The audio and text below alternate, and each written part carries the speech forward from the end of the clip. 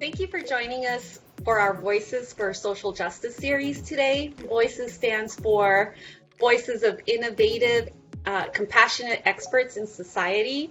And through Voices, the Constellation Center aims to build this alliance of forward-thinking, transformational, and compassionate experts who can help us all navigate through some hard conversations that really need to happen.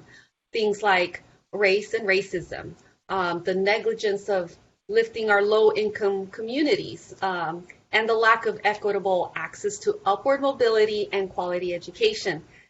So in this time of crisis, it's clear that computer science is only part of the solution in our country. I think about this and a lot more, and I know that we're all experiencing these crises differently.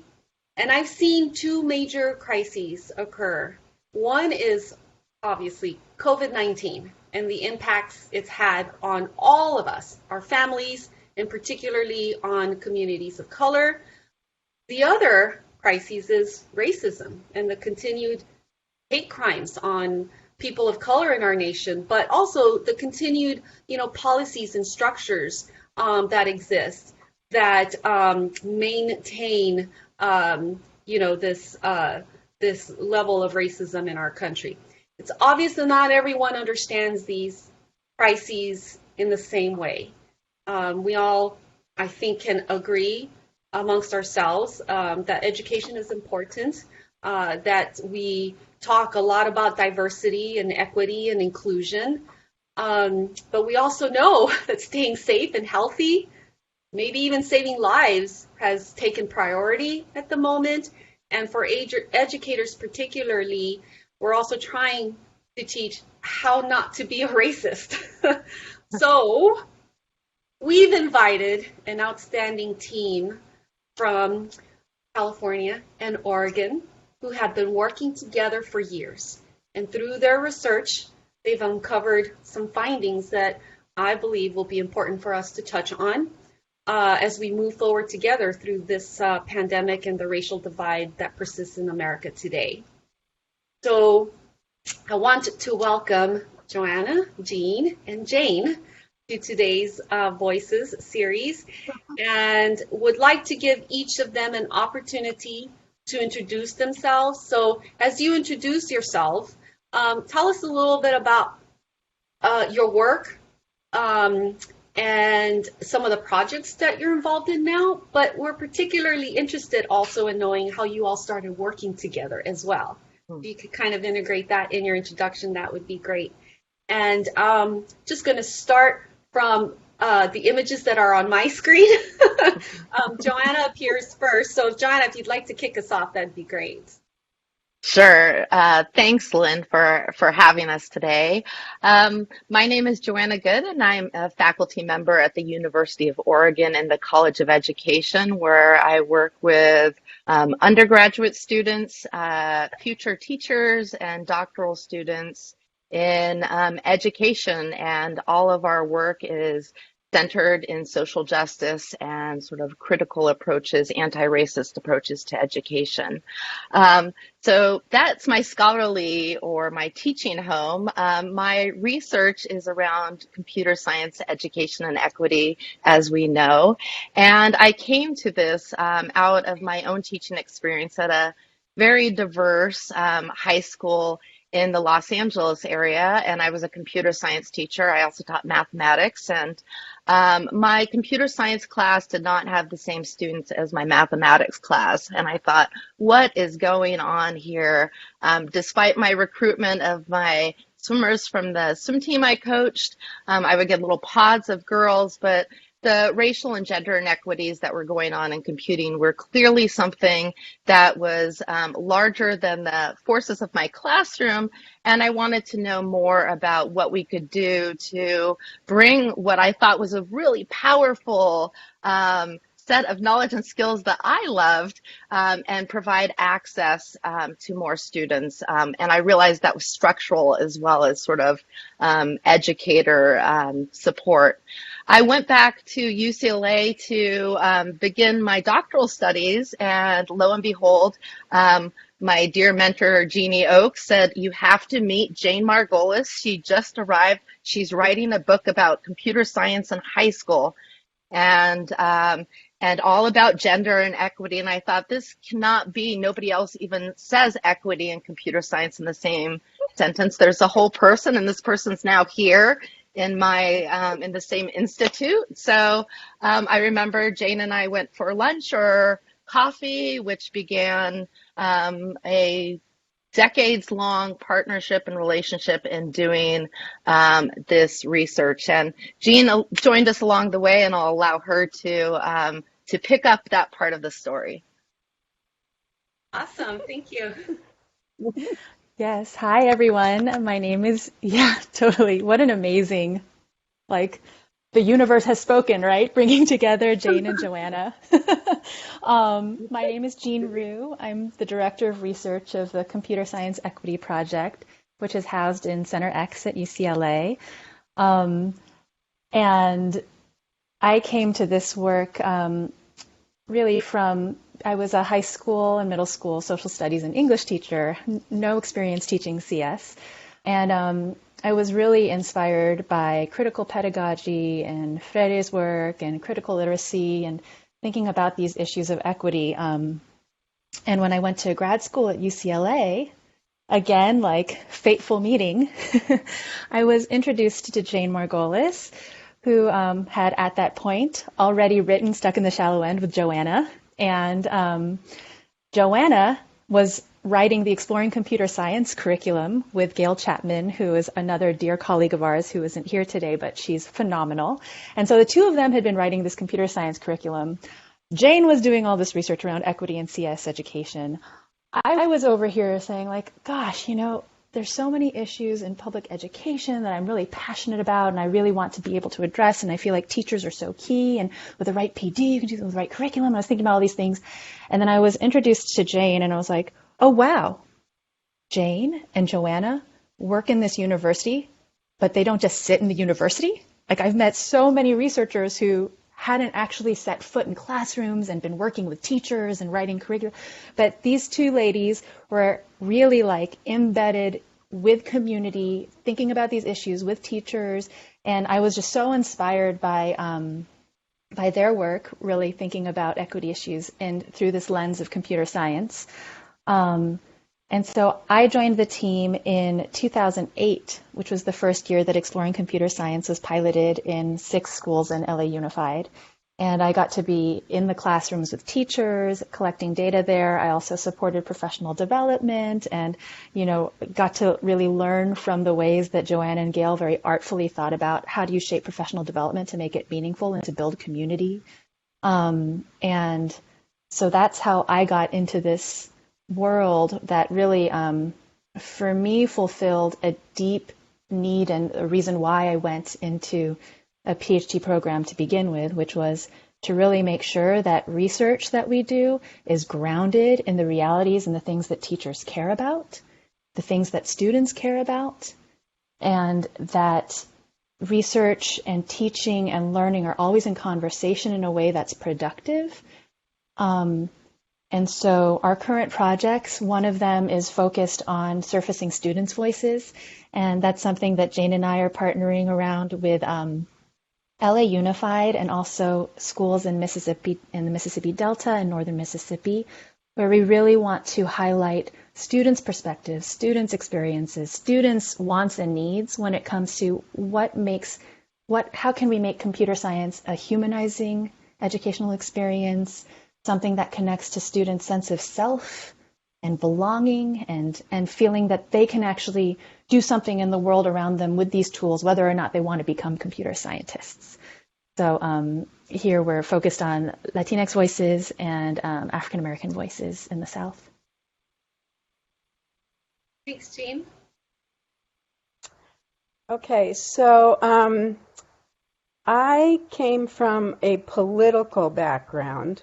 And I always was defensive because I had not been a teacher, and I hadn't been in education. But I and I always used to say that I didn't have a technical background, but I was very, very political, and then I got a job after college in the phone company, and I was affirmative action. I was a telephone installer. Affirmative action came along. I became a telephone line person and very active in the union, and one of the first women who were ever in a phone installer. So I became very interested in issues of gender socialization, underrepresentation, how society, sends us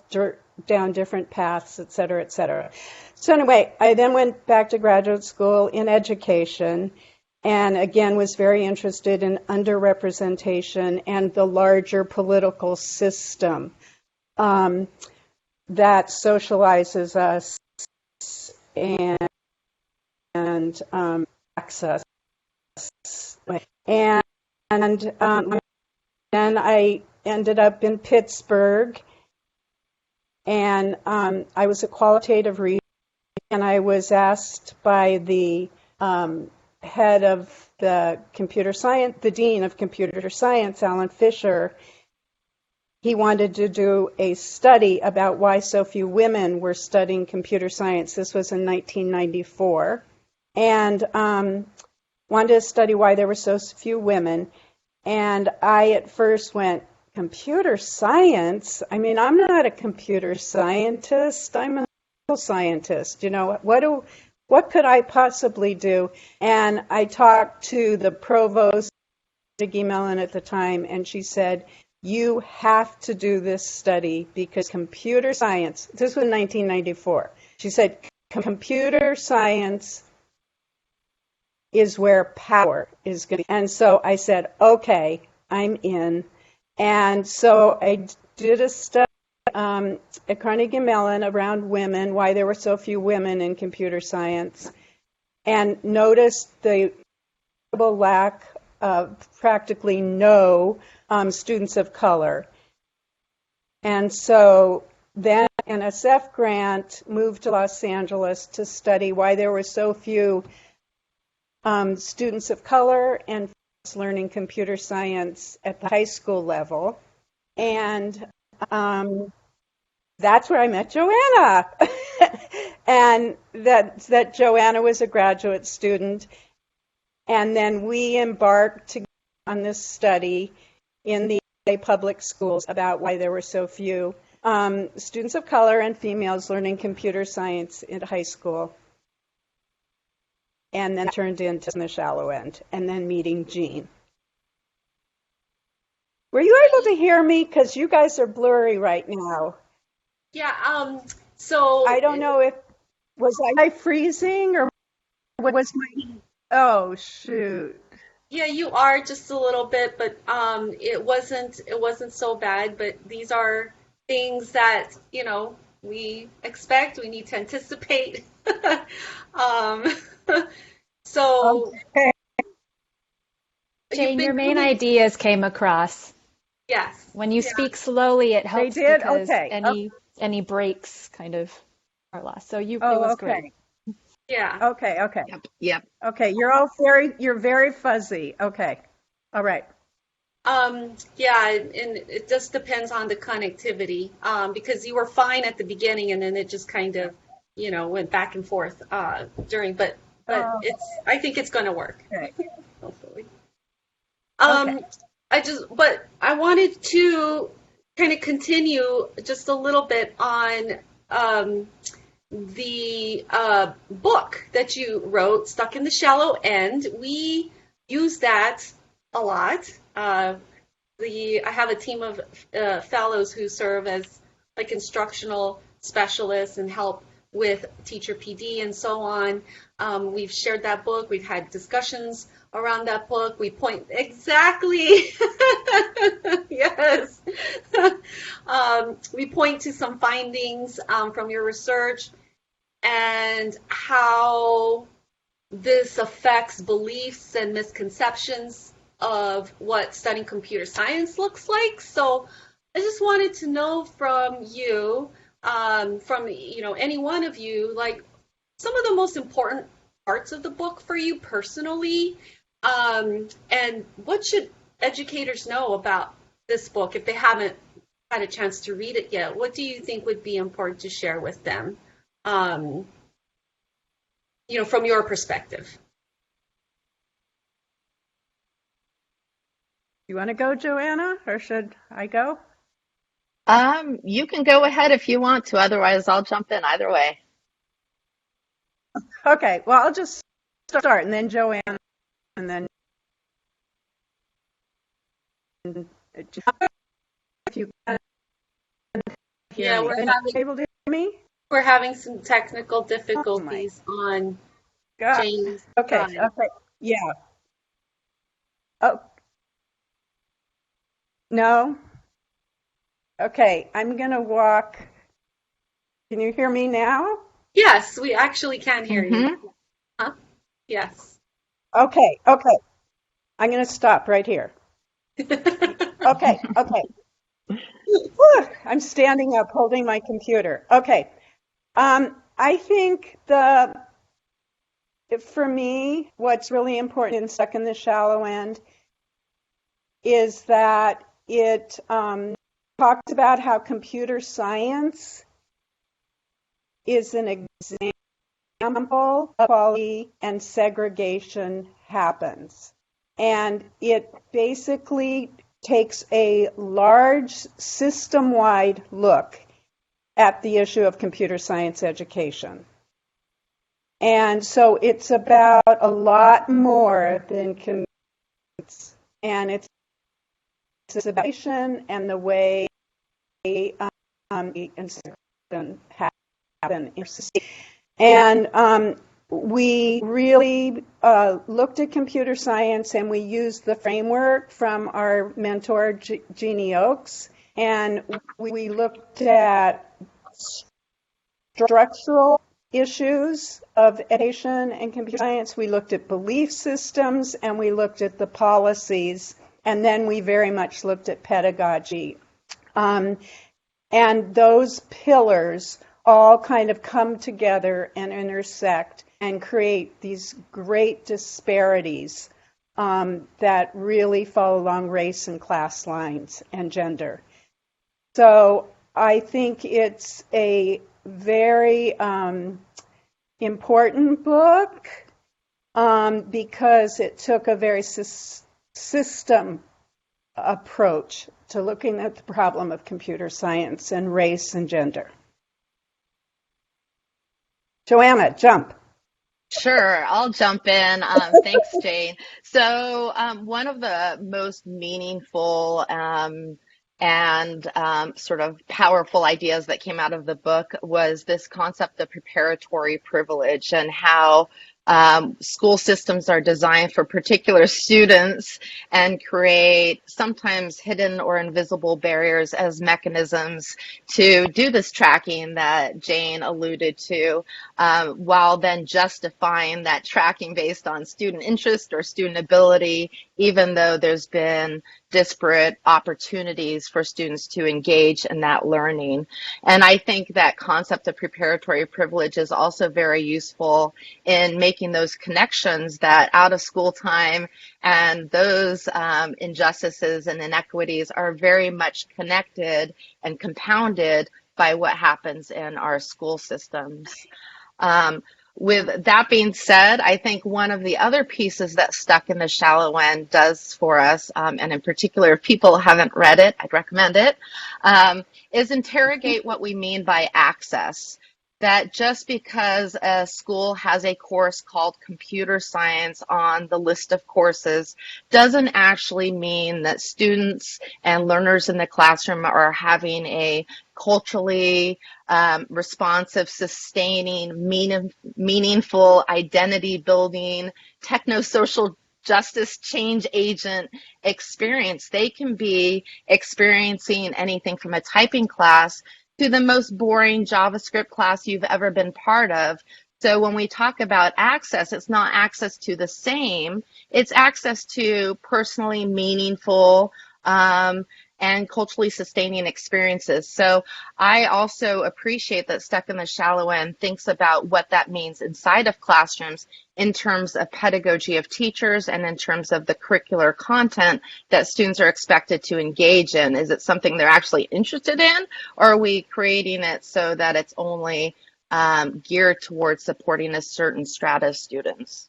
Yeah, absolutely. I want to keep on this just a little bit more because I'd like maybe, Jean, maybe you can start us off on this question. On the issue of race and gender, and in thinking about that with the work that you've been doing and the research, from the book, how does race and gender either helps build or challenge sense of belonging? How does race and gender influence sense of belonging and decision making, to let's say even study computer science or to major in some STEM field?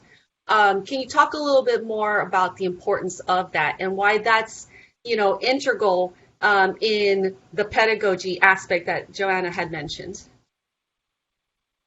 Sure, I can start us off. Thinking about the book specifically, I think what was powerful for me when I read it was the storytelling aspect and having these experiences grounded in just real personal experiences that came to life in the way it was written. And that when it comes to life in that way, you have this opportunity to hear firsthand from an individual how tiny decisions, these micro moves of everyday life and experiences of everyday life accumulate to result in these really horrific forms of racism and sexism in fields like computer science education, where a counselor who sees a student and thinks like, oh, this young Latina student, she doesn't look like a video gamer, so why would she like computers? So I'm gonna put her in a class that I think she'll like more.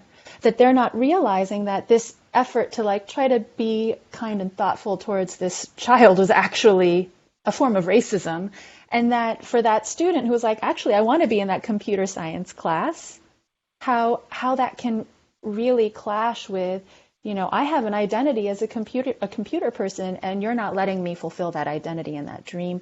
So I feel like that kind of came to life in these really powerful ways in the book. And when we see in our research, our student voice research is focused on primarily Latinx populations in LA and almost 100% African American students in Mississippi.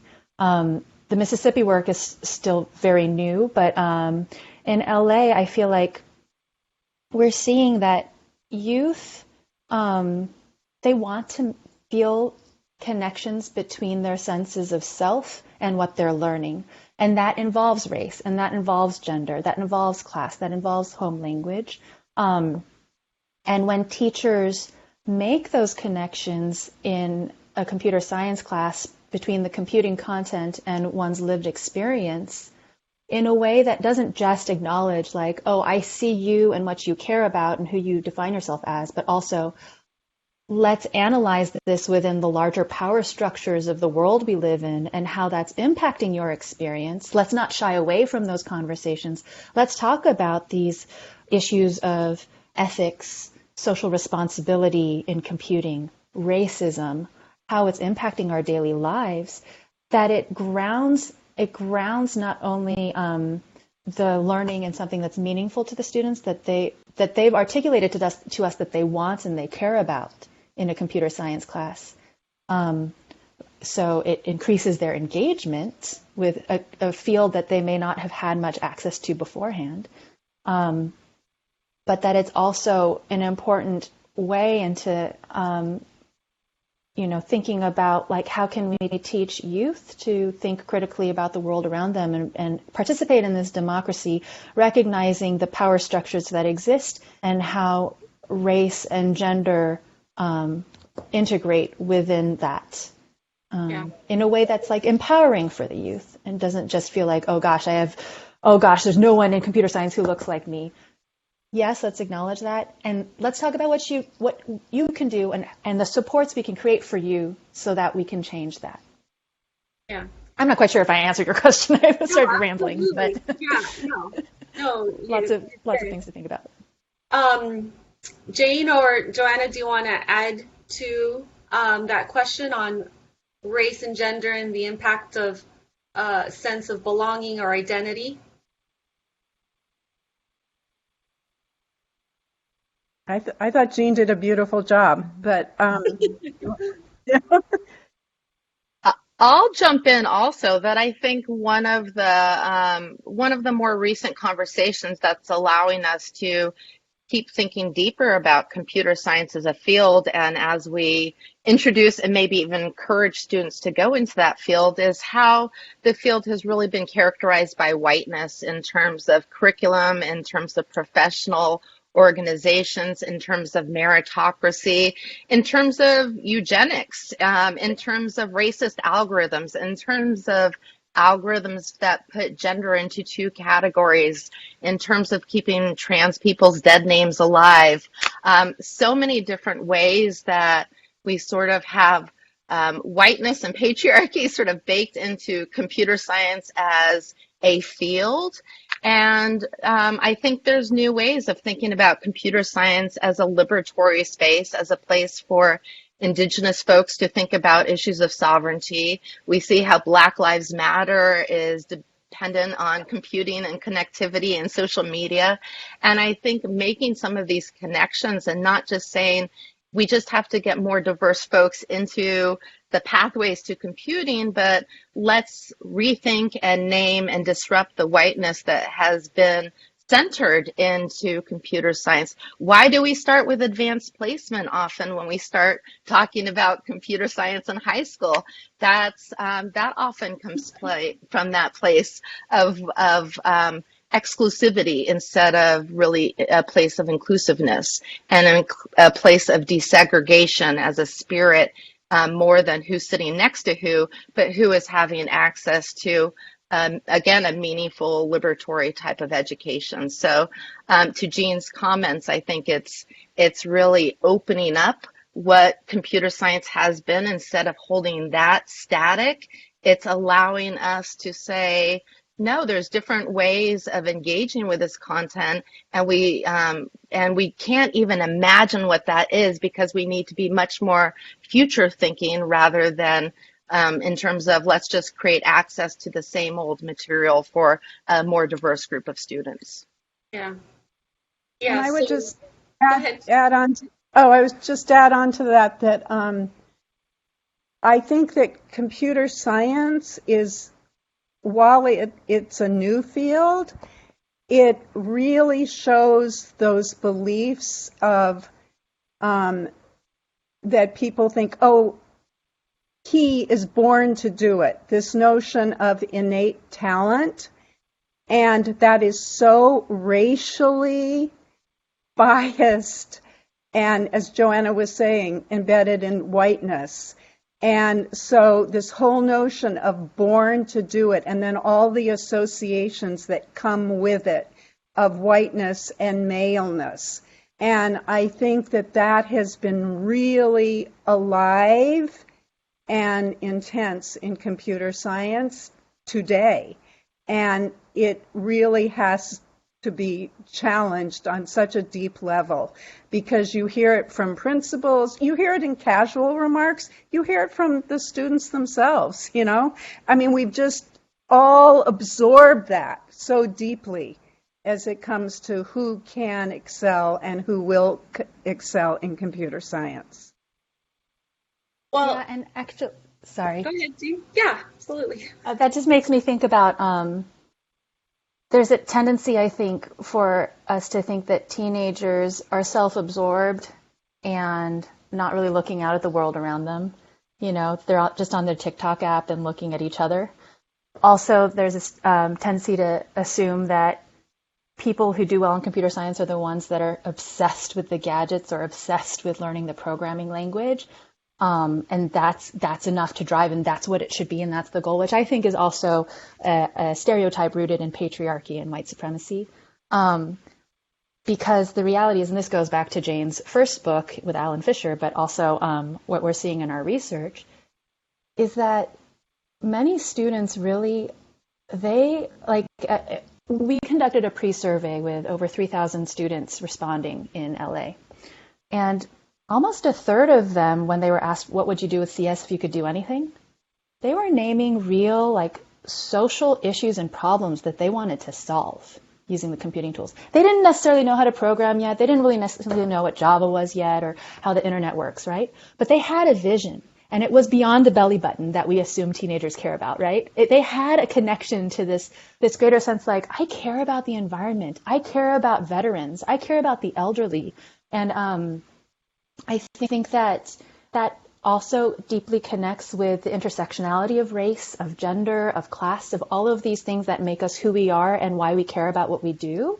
And if we just made more of those connections to computer science, I think a lot of the inequities that we're seeing in the field and the problems that we see with racist AI, for example, that Joan is bringing up, all of these issues, maybe they wouldn't be immediately solved because all of us are racists, I think, and have issues that we're working on all the time. But at least the conversation would be broader, the new questions would be asked. And I just think it's powerful to hear that straight from the students, that that's what they care about and want. So all of you are mentioning, this, these structures that exist, this innate sense of, these biases, right? They're very implicit. They're beliefs that are ingrained, from, I guess, the very beginning, in many, many ways. But now during this pandemic, where it's forcing us in terms of public health safety precautions, it's forcing us to be apart and physically distant, and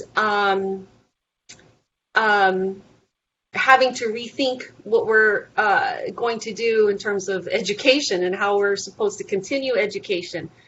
Teachers and educators are being faced with some hard decisions. They're making some tough decisions now.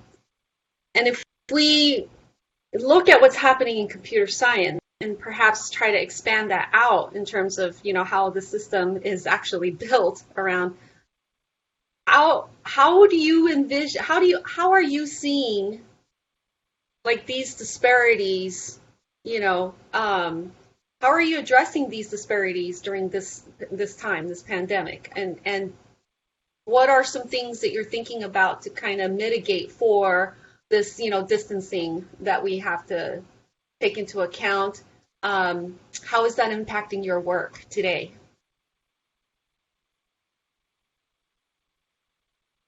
I don't know.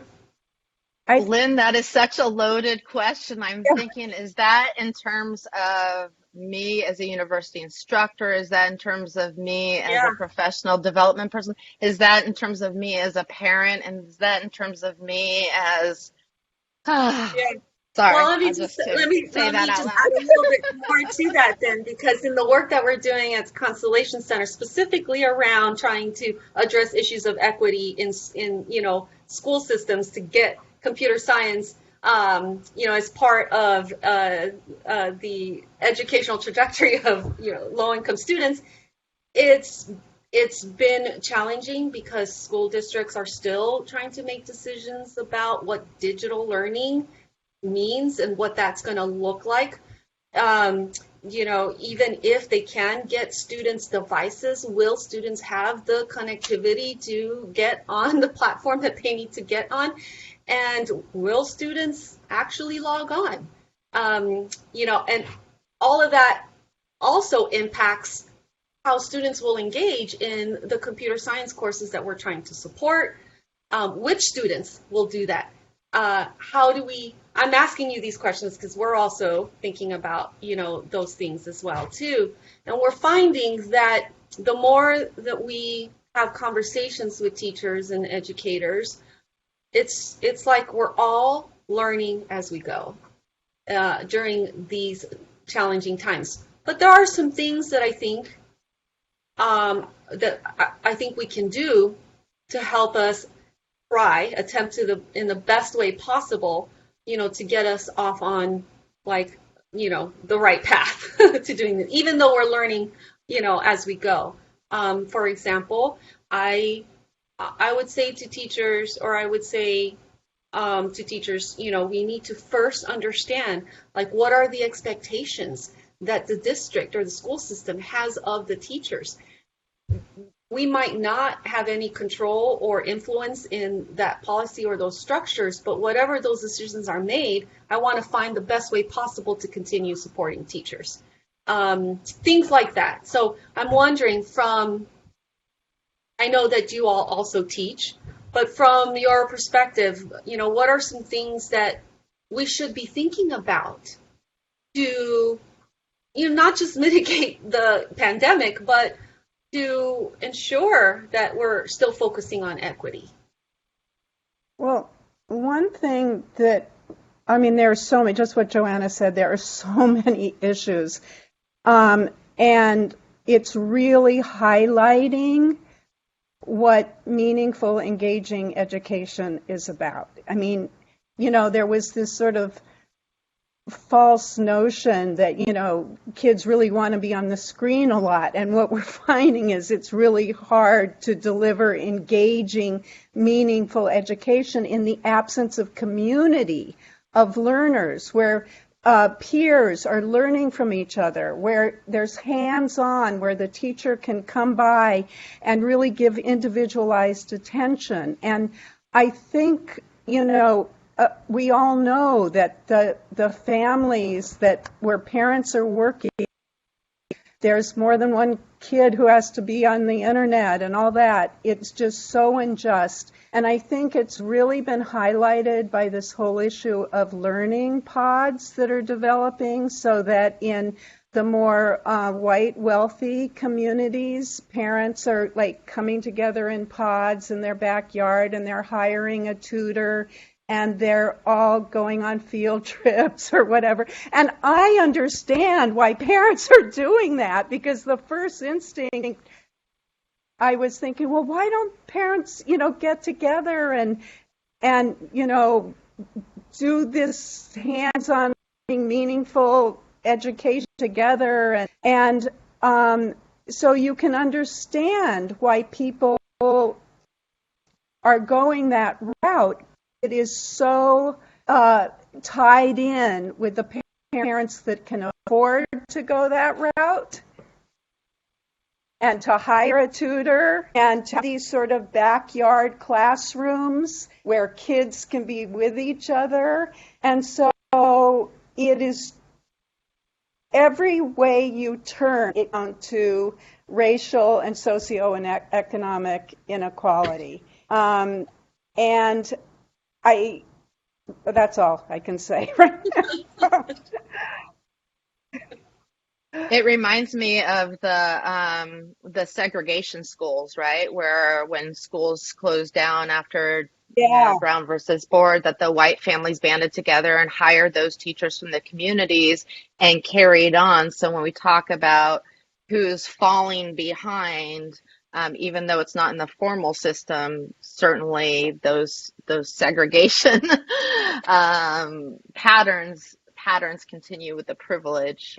So I relate to what Jane is saying. I also think that as we think about welcoming students back, in my conversations with teachers, the first thing they're talking about is building relationships with students they maybe have never met before, and how that's a little bit different from many of them in March that just sort of transition to an online space or a remote learning, but already been with students physically during the year. So I think that trauma-informed sort of approach, because this is a really challenging time between the sort of calls for racial justice going on and these really violent acts being captured and racism being part of the dialogue. And we, as you said, this double pandemic and essential workers and children in all sorts of positions. So that trauma-informed approach, before we teach computer science, we have to make sure Students are feeling cared about and valued and affirmed as part of a community. And I think that's one of the first things that teachers that I've talked to are really working hard and thinking about different ways of participation that both demands students engage, but values their opportunity to pass or to engage in an anonymous fashion. And those sorts of strategies, tools that will foster communicate or community rather than be one more technological hurdle that two more kids can't log into. And I think keeping those goals about people first and then infusing computer science in is one of those conversations that I've been really heartened to hear teachers having about what matters in terms of what they have agency for.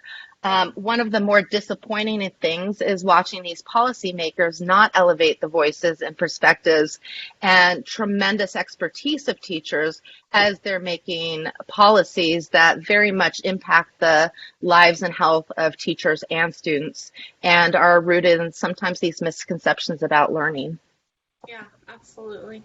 I had this idea in my head that somehow that when we come out of this pandemic, that we could revolutionize American education, that perhaps we didn't necessarily have to go back to things being the same way, and that somehow, we would leverage advances in technology and, bridging issues of connectivity and devices, that perhaps, we could change American education to be able to still serve all students fairly, with high quality, but that maybe it could look different. How likely do you think that this pandemic can result in positive changes for American education?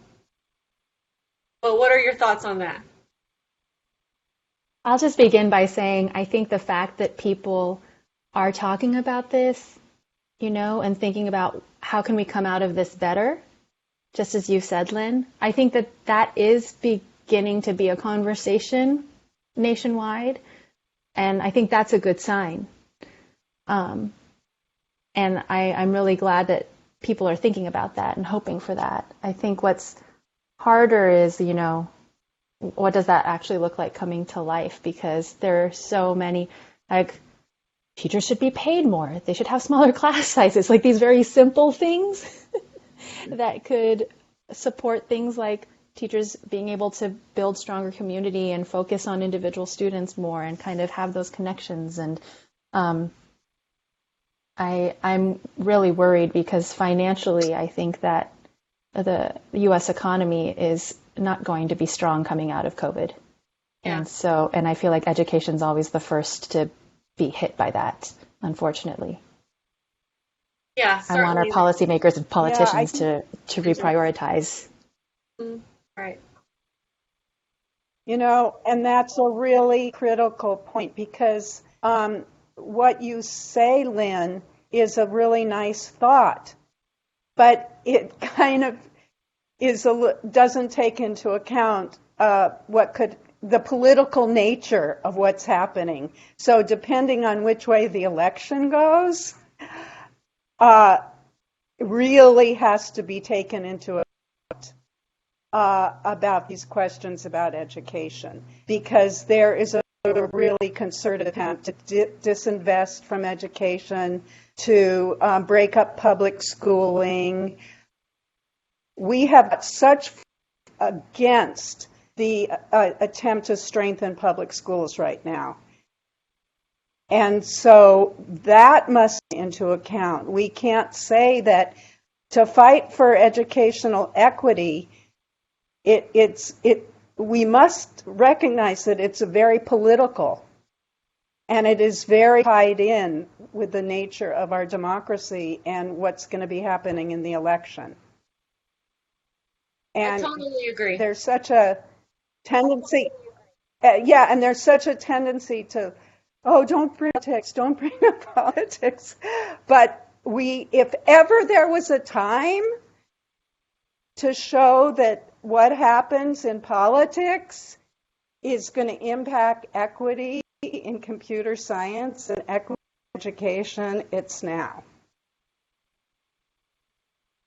And I think we can add sort of capitalism to that conversation, because as long as we continue to tie Yes. computer science education to a conversation about jobs rather than about democratic empowerment, we're narrowing what that looks like and who it's for.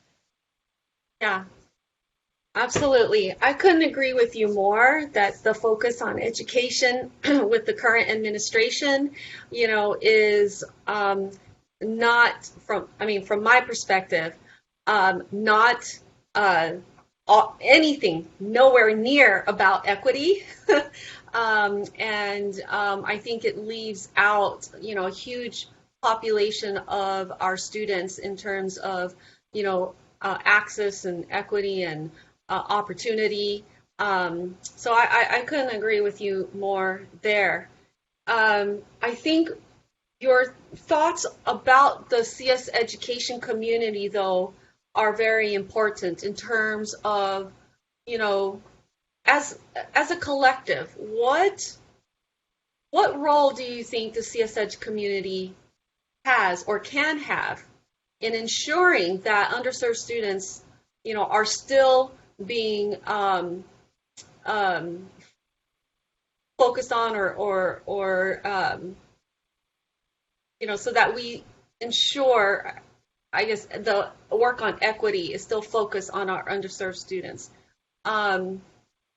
What would you say to the CS Ed community in terms of the role that we should take on to ensure that during these, challenging times?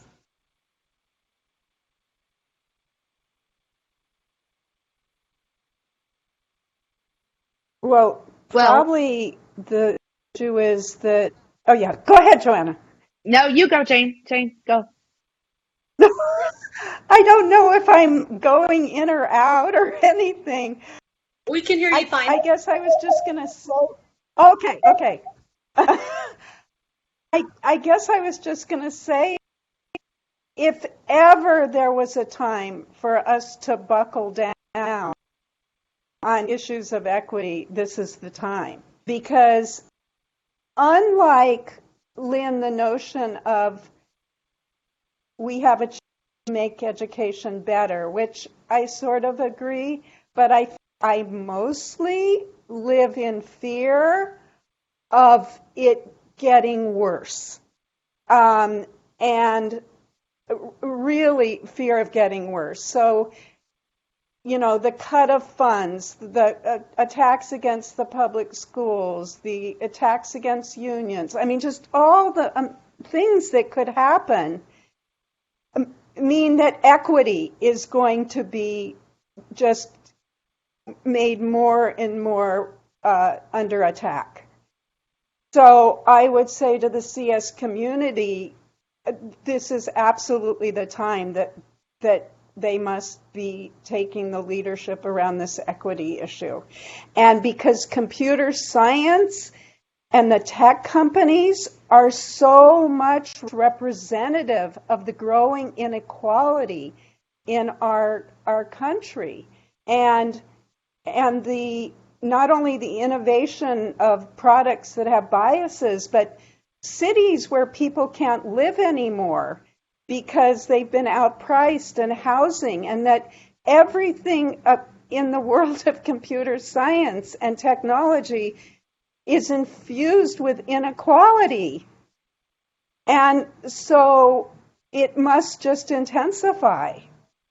And computer science is not an island unto itself. So everything that happens in the schools, everything, if a kid is not learning math or English, or doesn't have PE, or don't have nurses in the schools, or social workers, or getting trauma-informed therapy, all of that affects CS education and affects the whole child. And so our emphasis has to be on the children. And I'm scared about the future. I mean, if you want an honest conversation. No, that's I really appreciate your you being candid about this. These are, challenging times, and the political environment that we're in right now really doesn't support the work that all of you are doing, the work that we're trying to do at the center. I often feel like we're doing this on our own in many, many ways. But collectively, your voices are very significant with the CS Ed community, and I think it's important for them to know that there are concerns, and that there perhaps is a need for us to rally together and, like you said, buckle down on these issues of equity and figure this out, as a community. So I really appreciate you sharing those thoughts, Jane. Joanna, did you want to add? We didn't mean to cut you off earlier. Oh yeah, no. I think as we talk about the CS community, I think historically equity has been add-on or an option or an additional speaker or something you consider in your 7th stage of your PD, and there's a couple slides. And I think we need to flip the script. So instead of saying slide 7 is equity, we say the first 6 slides are about whiteness in CS, right? Because the absence of having a conversation about equity and race and racism and sexism is perpetuating the inequities for the first 6 slides, right? It's perpetuating and then doing that add-on.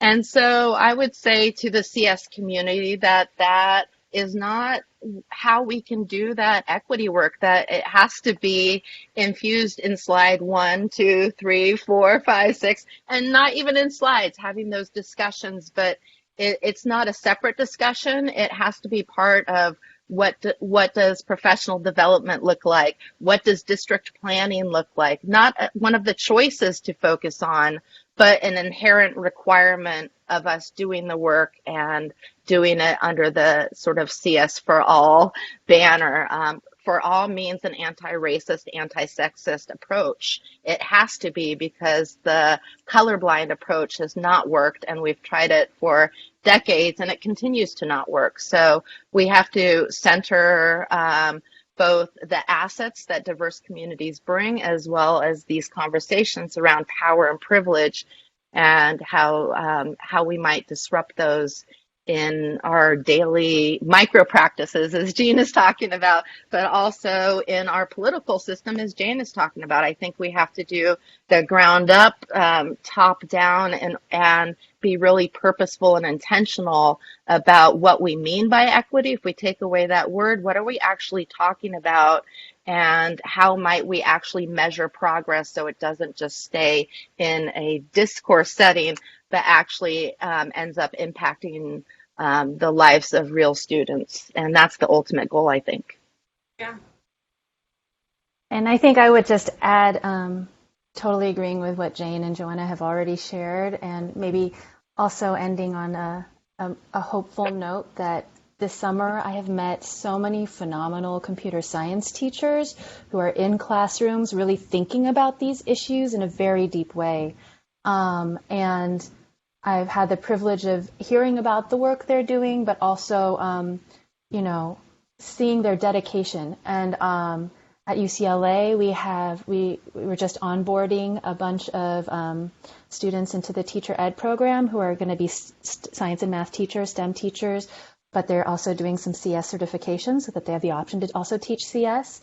And just hearing what they were thinking about when they were learning about Ruha Benjamin's research, Sophia Noble's work, hearing from Tanika Orange about culturally responsive pedagogy. They're passionate, they have a vision, they're excited, and they are going to make a difference in our classrooms. And so I think I want to just give a shout out to all you educators that continue the good fight. You're doing amazing. And also in line with the title of this work you've organized, Lynn, the Voices, I think let's find ways to make more space for our students' voices, their parents' voices, the community voices, because I think when we're listening and we step aside and make room, hearing more voices and more perspectives can give us new ideas and new ways to envision a better world together. I feel like I'm sounding really cheesy, but I think that's part of that sort of vision for computer science education. Like we can do that and teach programming. Yeah, I couldn't agree more. And I also feel like the work that you have done, all three of you, and the work that, I'm trying to do in your footsteps, I'm standing on your shoulders, really. It's really about, it's really about trying to envision something that can be better, for my kids, for your kids, for your grandkids. Because I do have a lot of concerns. I have a lot of concerns about, how we're treating each other, how we talk to each other, how we see each other, how we look at each other. I have a lot of concerns about that. And that those things, the way we treat each other really affects who gets in the door and who gets left out. From top, bottom to top, top to bottom. And so I'm having these conversations with you because I do, believe in your voices, in your perspectives, and we need more of that. So that's what, this is really about. But I wanted to also ask you one last question. I hope you just have a few more minutes. This won't take long. The series is called Voices, and we would like to hear, whose voice has been inspiring or motivating for you. It could be a voice that has been,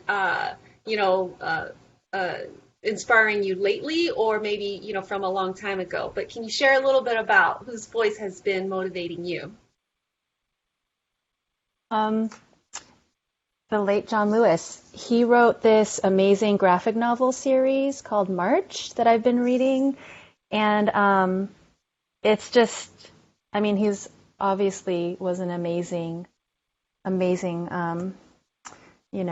warrior for civil rights. But I highly suggest reading this book series. It was right here, so I could just grab it and show you. But it's just, his work and his words and the illustrations are beautiful. Have been powerful for me.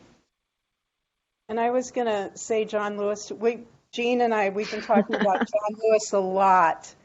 And I would say John Lewis too. And what he said, that letter he wrote before his death when he said, democracy is not a state, it's an act.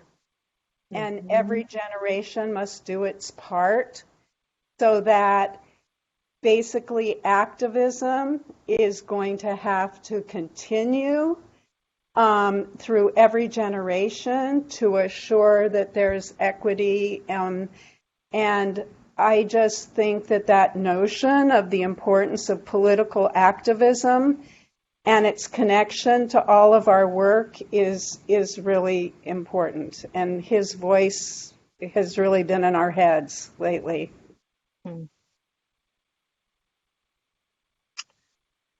Joanna, who's your voice? I would say this is, yes, I have many voices in my head. This is a hard question because I think, I give my students this assignment and to lean in on Twitter or social media and purposefully listen to voices or communities or conversations that they might not hear or encounter in their daily lives as a way of thinking about this. And so in turning this question to myself, where I've leaned in this summer and for the last year is the CSTA Equity Fellows as a collective, because what I've appreciated is not only, though definitely, their individual voices and perspectives that transcend geography and setting and really hone in on some of these issues, but the way they have created a conversation amongst themselves that is allowing other people to jump in this welcoming, collegial way that is very much centered on learning, reflection, and equity. And it has just been so it's been wonderful to learn with them and to watch these conversations unfold, and for it to be a group of teacher educators who are doing the educating of this larger community, I think has been really wonderful. So instead of picking one person, I picked the collective because I think the collective has been important for this community and for that conversation. For sure. Oh, That's amazing. That's wonderful. That's Yeah. wonderful.